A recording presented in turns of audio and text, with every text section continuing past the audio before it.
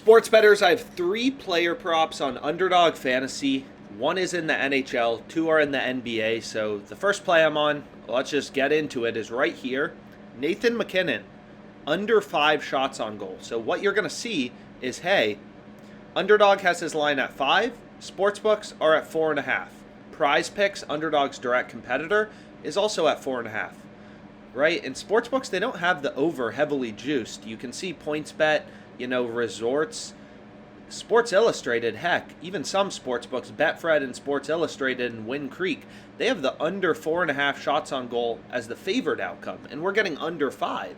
So you have some sports books even telling you, hey, we think the under 4.5 should be the favored outcome, right? Betfred has the under at more juiced odds, minus 120 on the under versus minus 115 on the over. So you kind of look throughout the market and you're like, okay, maybe there should be a little bit of juice towards the over. FanDuel, DraftKings, Pinnacle, they all have the over 4.5 shots on goal juiced. But regardless, Prize Picks has the line at 4.5. All the books are at 4.5. There's not a ton of juice in either direction, kind of looking across the market, treating every book as, a unique data point on where the line should be set. So Underdog's at 5. All the books are at 4.5.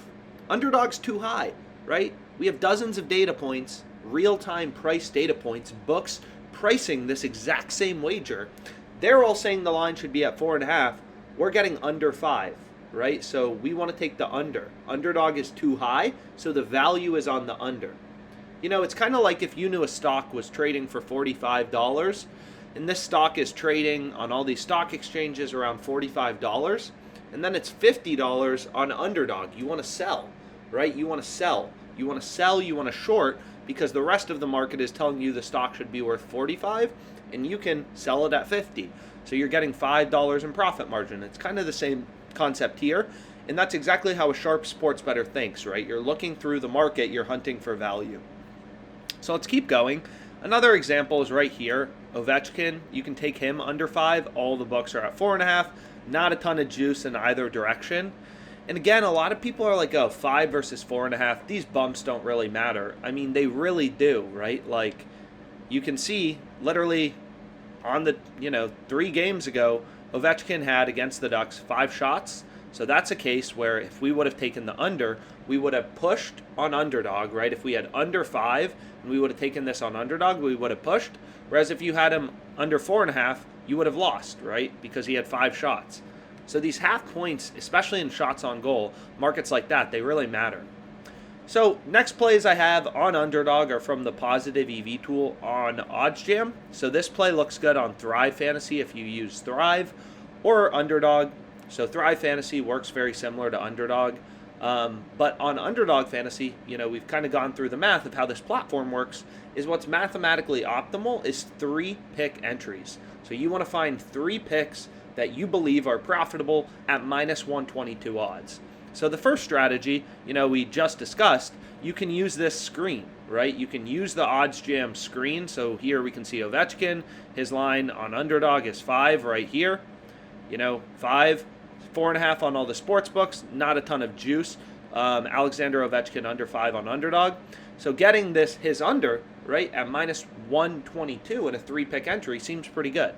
That's the first play we went with. Or no, the first play was on MacKinnon. I apologize. This Ovechkin play I just kind of stumbled on while recording. So the next play, is straight from the EV tool. So the EV tool is really cool. So we have Wendell Carter, under 8.5 rebounds. All the EV tool does, which I really like about it, is what it does is it literally just scans all these sports books. So you put in, NBA, you can see there's thousands of different lines you can bet on Underdog. NHL, thousands of lines, so much different stuff you can bet. College basketball, tons more. So all OddsJam is doing is pulling in all this data, putting a minus 122 to Underdog for 3-pick entries. So on Underdog, you always want to be going with 3-pick or 5-pick entries because you're getting the best implied odds at minus 122. You don't want to go with 2-pick entries. So you're going to notice, Underdog, minus 137 and minus 122. How does that make sense? Well, I'll show you very quickly. All we have to do is go to a parlay calculator. And what you're going to notice about Underdog, so if I put in minus 137, is you're going to notice, okay, if we have a 2-leg parlay where both legs are minus 137-ish, I'm betting $1 to win a total payout of $2 in profit, roughly plus 200 odds. So if we go ahead on Underdog, you're going to notice any 2-pick entry you create is 1 to win 3, right? It doesn't matter what picks you select, it's always going to be 1 to win 3. So essentially, from a mathematical standpoint, in a 2-pick entry on Underdog, you're getting minus 137 odds, right? Now, it's different for 3-pick entries. You're staking $1 to win a total payout of 6, which is exactly what you'll see here for any 3 picks you select, 1 to win 6. Doesn't matter if we take unders, doesn't matter if we switch this to an NHL player, 1 to win 6 for any 3-pick entry. So now the implied odds you're getting is much better, minus 122. So when you're searching for value on Underdog, you want to look for 3 picks that are all profitable at minus 122. You do not want to be placing these 2-pick power plays because you're getting 15 cents worse odds, right? So this play on Wendell Carter, it also would have been good on Thrive, but we're getting Wendell Carter at minus 122 odds on his under. All the sports books you can see here, Caesars has this minus 154, DraftKings minus 145, BetRivers minus 134, BetOnline minus 152, Bovada minus 150. So kind of once again, imagine this was the price of a stock.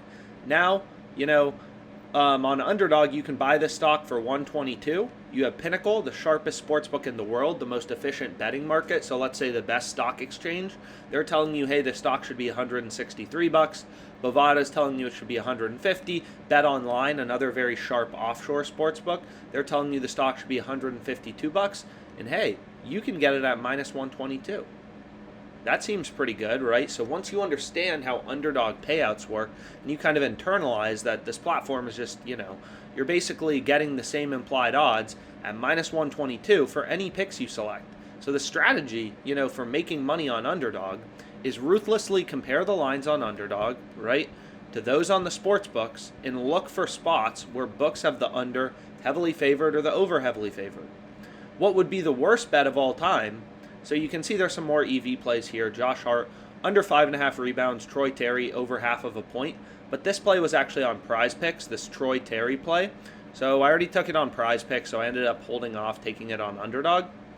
But regardless, just following the data. This is rational, data-driven sports betting, finding an edge. 2.5% ROI on an Underdog play. And then this play has an ROI of 0.23%. So our Underdog entry probably has an ROI of like 5%. You add them together. So kind of using the different tools on OddsJam to slice and dice the data. Let OddsJam do the heavy lifting. Point out the value for us on Underdog. And those are kind of the 3 picks I stumbled on. So let's make some money.